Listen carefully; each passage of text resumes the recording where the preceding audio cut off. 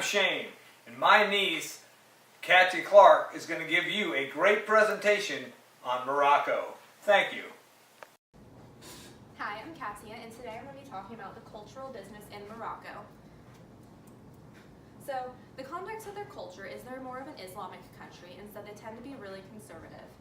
And they dress and they live conservatively. The men are very patriarchal, and they do most of the business deals, and the women, they're a little bit further down on the line.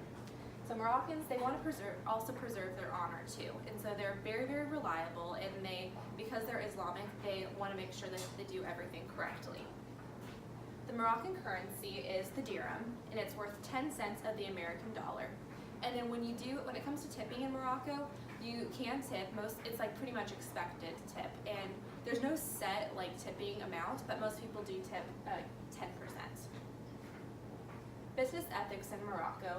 So when you are making an appointment, you want to make sure that you make the appointment in advance, and you don't want to schedule it during Ramadan because that's when they do all of their Islamic services and stuff.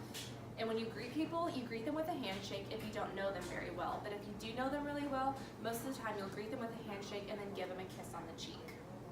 And then you want to make sure you arrive to your meetings on time. They do not like people being late.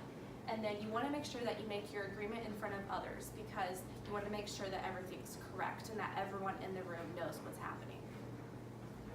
So when it comes to business etiquette, you want to make sure that you dress conservatively because they are a conservative country.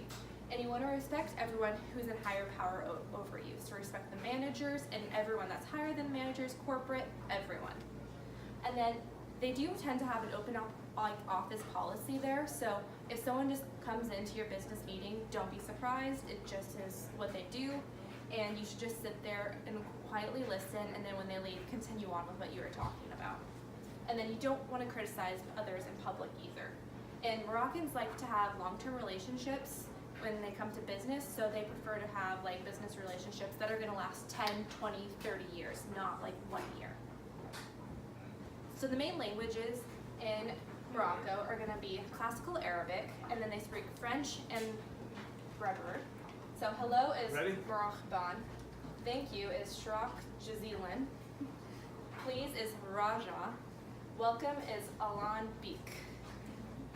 And then so when it comes to safety and travel, you want to respect their conservative beliefs. It's a really safe country, but you do want to make sure that you're doing the correct things to stay safe.